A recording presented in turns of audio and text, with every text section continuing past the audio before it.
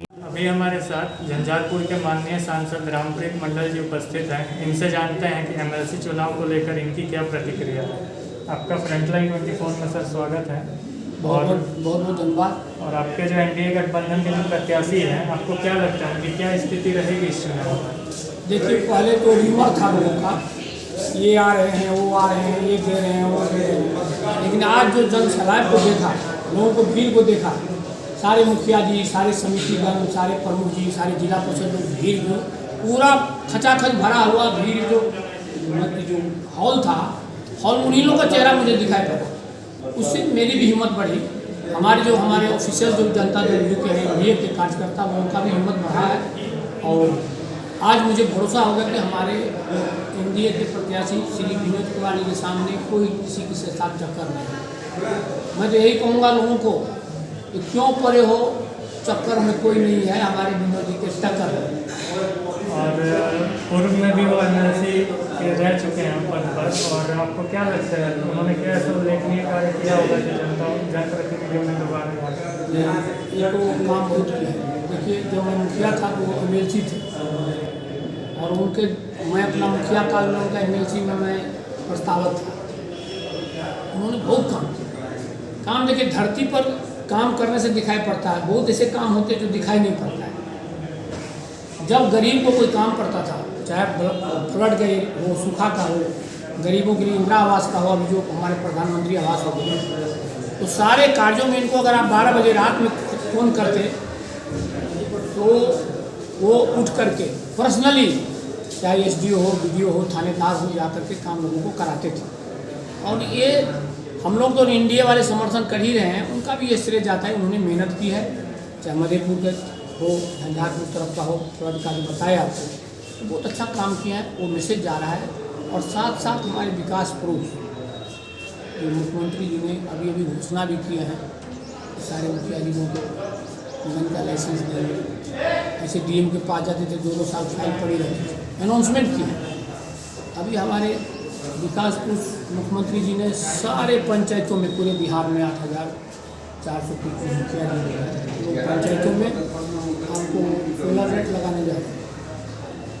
6,000 कुछ करोड़ का रुपया का एक किया है घोषणा। बहुत जल्दी टेंडर होने वाला है गिरिडा का तहत। और आप पूछना यही चाहेंगे ये लोग क्या काम करेंगे? काम देखिए, नल जल योजना का भी काम किए, जल जीवन हरियाली का भी काम किए, सारे जो ये नाला बनाने का, रोड बनाने का, घाट बनाने का भी सारे समितियों को, जो पहले नहीं था योजना, समिति को पहले फंड नहीं मिलता था। ये हमारे पहले का जो हमारे पंचायती राज मंत्री जी थे, उनके सचिव रहे हुए हैं स्वर्गीय कपिल कामत जी, उनको पूछिए 15वीं बीत को जब मैं प्रमुख था, हम लोग लड़ाई लड़ करके उस टाइम के जो हमारे पंचायती राज मंत्री जी थे मंजूर कराए। तो जो 100% में कुछ मुखिया जी का भागीदारी है, उसमें कुछ जिला परिषद का है और समिति का नहीं था। अभी समिति को भी मिला है, जंगल के थ्रू पेमेंट हो रहा है। सारे विकास का कार्य किए हैं और जनप्रतिनिधि को लाभ होगा।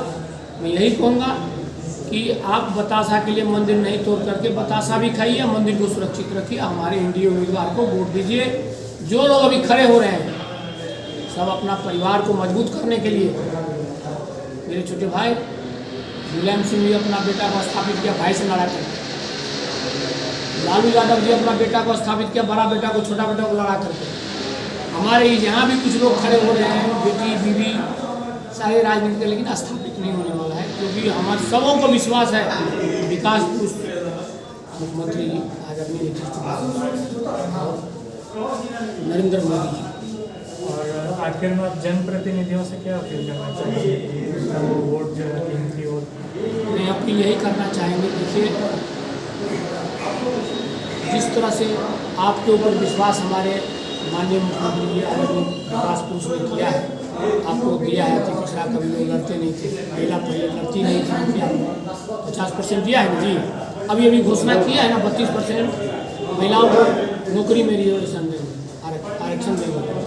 पुलिस देखिए, हिंदुस्तान में सबसे ज़्यादा महिला पुलिस कहाँ है? बिहार में, जो अभी ये हुआ है, सर्वे हुआ है। यही मैं अपील करना चाहूँगा, हाथ जोड़ करके जितने भी हमारे जनप्रतिनिधि बना है, एमपी लोग हैं, मतलब मुखिया पति खास करके, महिला मुखिया ठीक है, MP सब जो है थोड़ा मुखिया पति सब थोड़ा गड़बड़ करते हैं। मैं होली के अग्रिम शुभकामना देते हुए, मजाक करते हुए, माफ़ी मांगते हुए कि हमारे विनोद बाबू को जिताइए। विनोद बाबू जीतेंगे तो 3 पहले से मंत्री है हमारे जिला में, एक और अच्छे हमारे देश का, हमारे क्षेत्र का बेटा जीत के जाएगा, गरीबों के बीच में हमेशा रहेगा, वो मैं वादा करता हूँ। और मणिपुर का भी जिक्र बहुत ज़्यादा हो रहा है, वहाँ सरकार बनी है, तो उस पर आपका क्या कहना है? आप प्रभारी हैं वहाँ। मणिपुर का देखिए सब ये जनता को जाता है, हमारे झंझारपुर मधुबनी की जितने भी जनता है उनके द्वारा मुझे सौभाग्य प्राप्त हुआ कि मैं MP बना। और वहाँ जब मैसेज गया लोगों को कि एक मुखिया से MP बन के आया है, वहाँ की महिलाओं को, जनप्रतिनिधिगण को भी हौसला बुलंद हुआ। एक मुखिया MP बन के मेरे क्षेत्र में आए हैं, तो एक देन किसका है? हमारे आदरणीय नीतीश जी।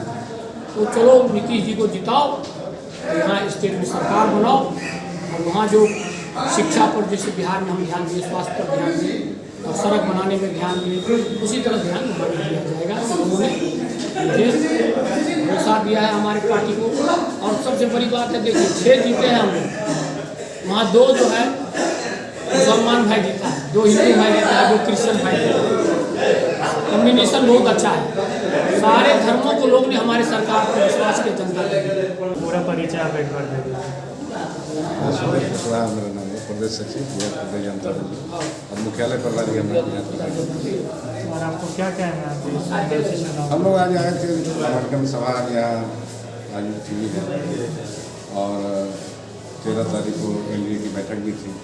और बैठक में भारतीय जनता पार्टी या हम लोग गठबंधन के जो भी लोग हैं, मुकेश सहनी जी के पार्टी हो या मान लीजिए कि लोक जनशक्ति पशुपति पाठक जी की पार्टी हो या जीतन राम मांझी जी की पार्टी हो, सभी पार्टी के कार्यकर्ता वो बंद हो गए के पक्ष में मतदान के लिए लगे हुए हैं। और निश्चित रूप से NDA को इसी पर सफलता मिलेगी। और विनोद जी पहले भी स्थानीय पदाधिकार क्षेत्र से MLC रह चुके हैं और उनको तजुर्बा भी है काम करने का, और पहले भी बेहतर कार्य किए थे। आज पंचायत प्रतिनिधियों को जो मानने की शुरुआत हुई यही के समय में, और कई बार विधान परिषद में मामला भी उठाया गया था। और माननीय मुख्यमंत्री महोदय का एक यहाँ कार्यक्रम मधुबनी में आयोजित हुई थी, जिस कार्यक्रम में भी उन्होंने जनप्रतिनिधि की तरफ से ये मांग रखा था और उसी में बोले थे कि इसको हम पूरा करेंगे। और 3-4 दिसंबर में जो है तो कैबिनेट को प्रस्ताव भी चला गया। और निश्चित रूप से NDA के शासनकाल में पंचायत प्रतिनिधियों को, त्रिस्तरीय पंचायत प्रतिनिधि को जो सम्मान मिला वो पहले तो नहीं मिलता था। पहले तो ऐसी बात नहीं थी। सामान्य रिजर्वेशन का सवाल, महिला को आदियावादी को 50% रिजर्वेशन दिया गया। और जब माननीय मुख्यमंत्री महोदय रिजर्वेशन की बात कर रहे थे 50% रिजर्वेशन देने के लिए, उसमें बहुत लोगों ने कहा कि 50% कैसे हो, लेकिन उनका दृढ़ इच्छा शक्ति समझिए, महिला को भी 50% मिला, अनुसूचित जाति को भी मिला, फिर जाकर के जो है तो अति पिछड़ा समाज के लोग को भी मिला। और एकल पद पर, सबसे बड़ी बात है कि एकल पद पर भी आरक्षण का लाभ दिया। और आज जो समाज में सबसे निचले कड़ी के लोग थे, आज उन लोगों को प्रमुख की कुर्सी पर बैठा हुआ आप देखते हुए, या वो ग्राम पंचायत के मुखिया के पद पर है या जिला परिषद के अध्यक्ष के पद पर है, ये सब NDA के शासन का है। और जो भी जनप्रतिनिधि हैं, पंचायत प्रतिनिधि, तो आज तो जो अपार भीड़ थी उससे लगा कि यहाँ कोई लड़ाई नहीं है, यहाँ के पक्ष में लोग गठबंधन है। प्रथम वरीयता का मत हम लोग के प्रत्याशी विनोद कुमार सिंह को। BJP के जो मौजूदा जो MLC हैं वो BJP पार्टी से नाता रखते हैं और वो अभी बागी होकर जो है वो निर्दलीय चुनाव लड़ रहे हैं, तो इस पर आप क्या टिप्पणी करना चाहेंगे? देखिए, भारतीय जनता पार्टी के जो निष्ठावान वर्कर वे सारी बात समझ गए और उनके ध्यान में सब बात, अगर उनका राजनीतिक जीवन वृत्त अगर देखा जाए तो MLC वो थे और MLC के पद पर रख कर उन्होंने किस किस दल में जाने का प्रयास किए, कुछ दल में चल भी गए। अब याद करिएगा कि भारतीय जनता पार्टी का सीट था मधुबनी पार्लियामेंट, और उस समय में मुकेश सहनी जी की पार्टी महागठबंधन के साथ था और महागठबंधन के तहत वो सीट उनको मिला था मधुबनी का। और जो MLC साहब थे तो उनके पार्टी में टिकट के प्रयास में थे। लोगों को लग रहा था कि वो मधुबनी से लड़ेंगे, महागठबंधन उम्मीदवार बनेंगे। और उसके बाद फिर अभी देख लीजिए वो मुकेश सहनी जी के पार्टी से मधुबनी से असेंबली भी लड़े। फिर जो है सो अभी भारतीय जनता पार्टी जो अपने आप को कह रहे हैं, लेकिन भारतीय जनता पार्टी के जो सच्चा सिपाही है उन लोगों के जहन में एक बात तो निश्चित रूप से ये हो रहा है कि जो भी चुनाव होता है उस चुनाव में ये प्रत्याशी बनेगा। तो पार्टी और गठबंधन, पार्टी का जो सच्चा सिपाही होता है उनको तो निश्चित रूप से पार्टी और गठबंधन का ख्याल रखना चाहिए। और हम तो भारतीय जनता पार्टी वर्कर को सम्मान देने वाली है।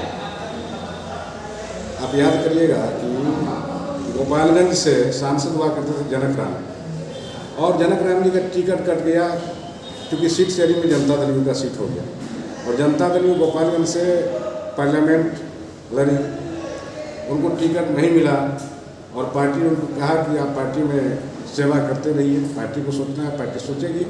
और आज देखिए क्या परिणाम हुआ, जनक राम को MLC बना के बिहार सरकार में खाने में भूतत्व विभाग का मंत्री बनाया गया। तो निश्चित रूप से भारतीय जनता पार्टी कार्यकर्ताओं को सम्मान करने वाली पार्टी है, लेकिन जो लोग हैं उनको भी धैर्य दिखाना चाहिए, धैर्य का परिचय देना चाहिए। आज हम लोग मान लीजिए कि NDA, अभी आप पिछले चुनाव में देखें जो चुनाव का परिणाम आया है आदरणीय नरेंद्र मोदी जी के नेतृत्व में, कई राज्यों में हम लोग को बेहतर प्रदर्शन आया है, और उसका हमारे कार्यकर्ता भी पूरा मजबूती से आपको उनका हौसला बुलंद है। तो निश्चित रूप से उनको भी समझना चाहिए, लेकिन जो परिस्थिति है वो परिस्थिति में तो लग रहा है कि कहीं दूसरी तरफ से कुछ इशारा के बल पर वो कैंडिडेट बने हुए हैं। बहुत लोग अब जानने लगे ऐसा बात कि NDA का वोट में बिखराव हो, उसके लिए कहीं दूसरे तरफ से इशारा दे देते हैं, उनको प्रत्याशी बनाया गया है। लेकिन उनको भी लगने लगा है कि NDA के वोट में कोई बिखराव होने वाला नहीं है। प्रथम वरीयता का वोट जो है अधिक से अधिक विनोद कुमार सिंह को ही, और यहाँ से विनोद कुमार सिंह NDA की जीत होगी। तो ये थे JDU के प्रदेश सचिव प्रदेश कुशवाहा जी, और आज से पहले आपने सुना रामप्रीत मंडल जी को। तो हम अपने चैनल पे जो MLC चुनाव से रिलेटेड जो भी अपडेट्स होगा आपको यहीं पहुंचाते रहेंगे। आप देखते रहिए फ्रंटलाइन 24। बहुत बहुत धन्यवाद।